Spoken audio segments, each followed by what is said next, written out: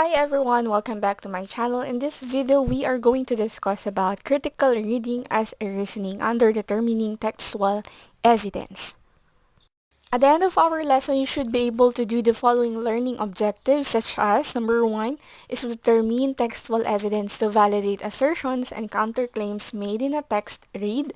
Number 2, cite textual evidence from the text read to support analysis. And number 3, we have express sound judgment based on the assertions and counterclaims made.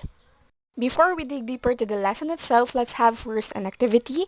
In this activity, it is entitled Be the Detective. So here, your task or your goal is to look for evidences that will help you solve the following cases.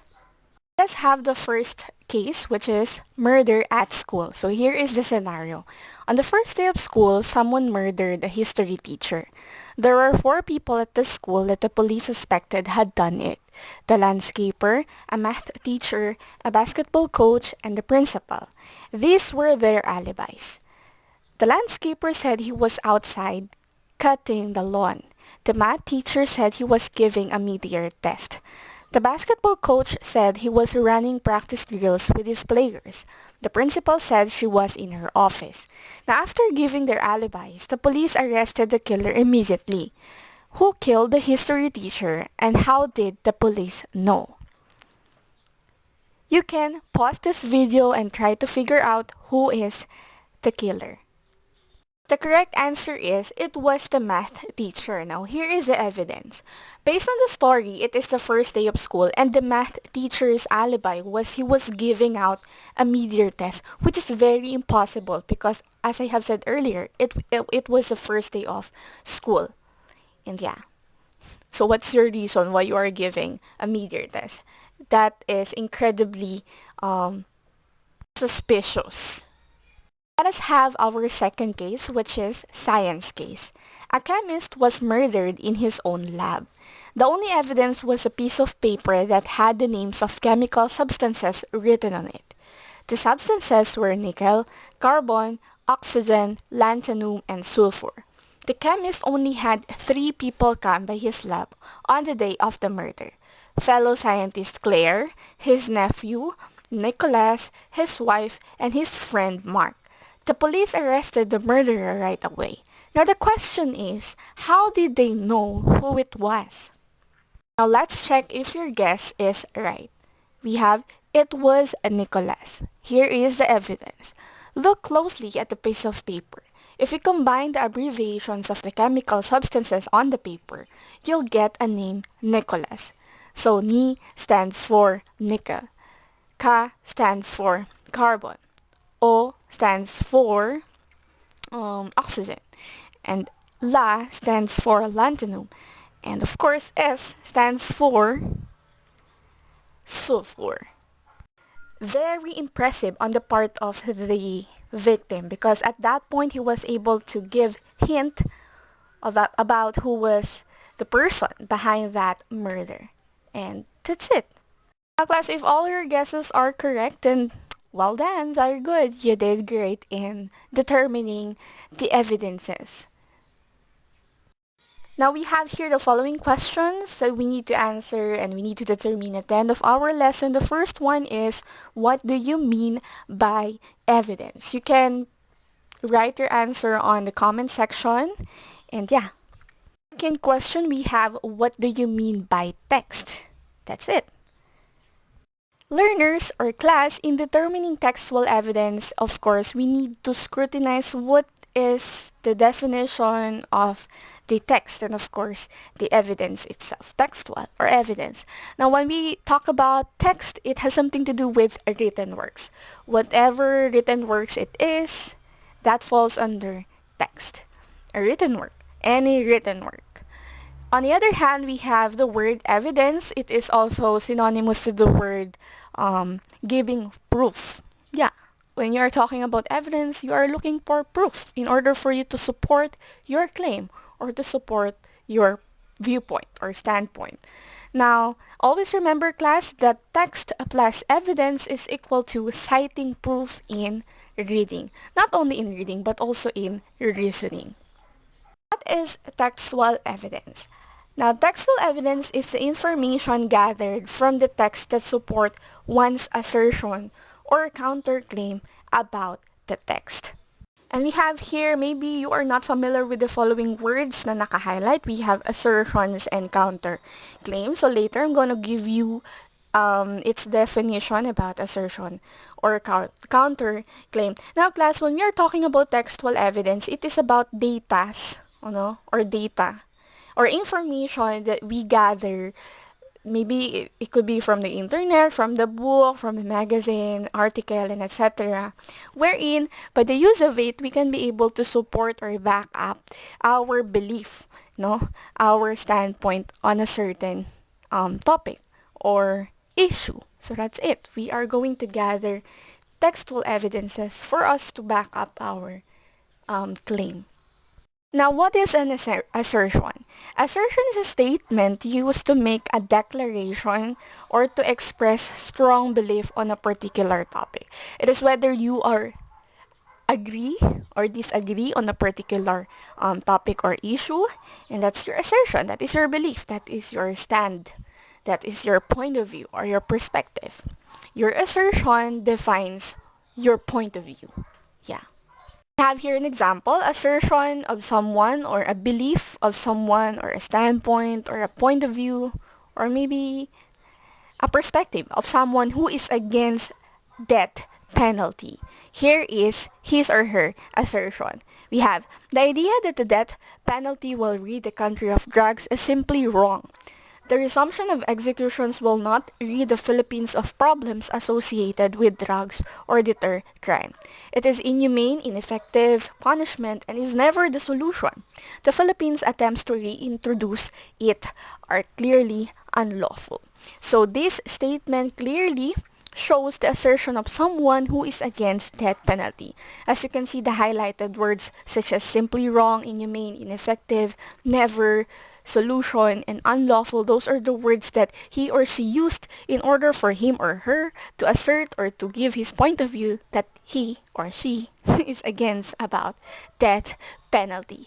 Again, class, when we say assertion, it's about your strong belief on a particular topic or issue. It's your perspective. It's your opinion. It's your perspective. Let's proceed with the counterclaim. What do we mean by counterclaim? A counterclaim is a statement that contradicts or opposes the claim. They provide a contrasting perspective to the main argument and made to rebut a previous claim. For example, we have the claim or belief, everyone must eat chocolate. For example, that is my claim. I believe that everyone must eat chocolate. And you gave your counterclaim. Yeah. And your counterclaim is some people are allergic to chocolate. So your counterclaim is directly opposing my idea, which is everyone must eat chocolate. Now, claim and counterclaim is directly opposite with one another. Claim is my belief, and your counterclaim is the one that you believe that contradicts my belief. Now, try to construct a counterclaim in the example claim below. We have, for example, this is my claim.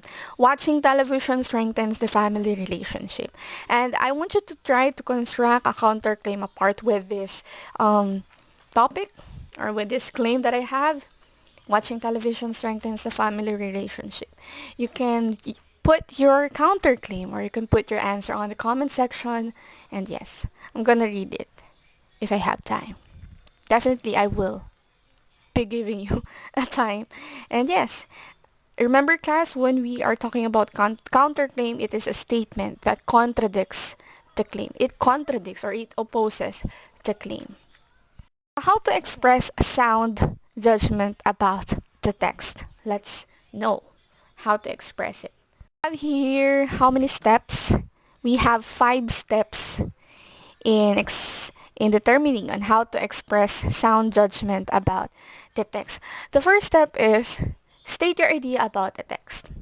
After reading the text, you should state your idea about it. Diba?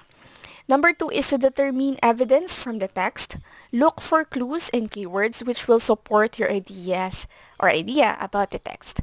Number 3 is quote or paraphrase the part of the text that helped you come up with your idea. Next one, we have use quotation marks to quote a part of the text. If it is from a book, indicate the page number at the end of your sentence. And lastly, express how the quote supports your idea.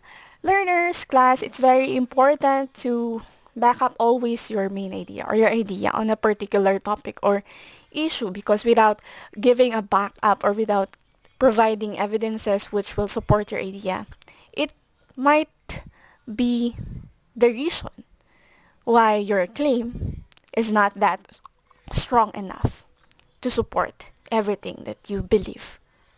Here are different types of textual evidence. We have referencing, paraphrasing, summarizing, and quoting. I know that a lot of you are already familiar with some of the words that I have mentioned a while ago, because if we're going to relate it in nature of academic text, it's also present in that PowerPoint presentation or video presentation. The word paraphrasing, summarizing, and quoting. And those are the techniques in condensing a text or in shortening a text. Now, the first type of what do you call this one? Textual evidence is referencing. Referencing, this is the act of mentioning a specific section of the text, like an event or action. You're just going to mention specific section, not everything. Specific only. For example, according to Fuzzle, the Oxford Book of English verse presides over the Great War in a way that has never been fully appreciated. So in this sentence, the author used the type of textual evidence under referencing, for he or she mentioned specific section about the Book of Oxford, about English verse. And that's what we call referencing. The second type that we have here is paraphrasing. It is a way wherein you're going to restate or reword someone else's work using your own words without losing the original idea of the text. And you already know how to do it, because a lot of lessons that we discussed in this channel, na-hit na yan. Third, we have summarizing. It is one of the ways in condensing a text, no? Wherein it's about stating the essential ideas together of the text in a shorter way. Here, you're going to sum up a certain text. No? You're going to shortening a certain text without losing its main idea. For example, can you tell me the summary of the movie Cinderella? So that is an example of summarizing. You're just going to state this summary itself, the overview. Not everything, because we're talking about summarization. Lastly, we have quoting. It is about stating a part of a text in the exact way it was written. So we have here the following example. Number 1, according to Confucius, you can't open a book without learning something. Number 2, Samantha King, a forensic specialist, stated that DNA evidence is usually indisputable. As you can see, though, the sentences that have quotation, that is an example of quoting, wherein that was the exact sentence or that was the exact statement na minention ni author itself. Yes, the exact way it was being mentioned by someone. So that is what we call quoting. And without quotation marks, we cannot be able to say that it is quoting. Yes, it's important to know the function of punctuation marks, such as quotation marks. Now, class, the importance of determining textual evidence, the need to answer questions after reading a text and or to share our ideas, enables us to go back what we have read and give evidence from it to prove that you are not just manufacturing your thoughts. Instead, aside from that, you are trying to give your assessment, your judgment at the end of the readings that you've been through. It's very important at the end of the reading, you can be able to scrutinize, to break down all the written codes, understand it, and determine what's its context all about.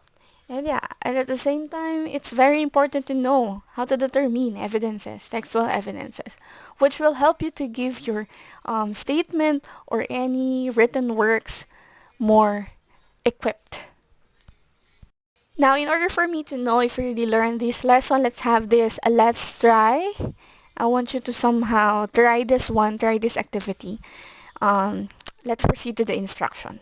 In this In this activity, you're going to choose one claim and then explain your stand or opinion or insights whether you are agree or disagree. Cite textual evidences online to support your statement and do not forget to apply the types of textual evidences. The four. We have quoting, referencing, summarizing, and paraphrasing. We have the following topics such as excessive television viewing has caused the steady decline in the reading ability of children and teenagers. Number 2, people make less mistakes as they grow older. Number 3, human activity is responsible for the earth rapidly warming. Again, class, you're just going to choose one claim and then explain your stand.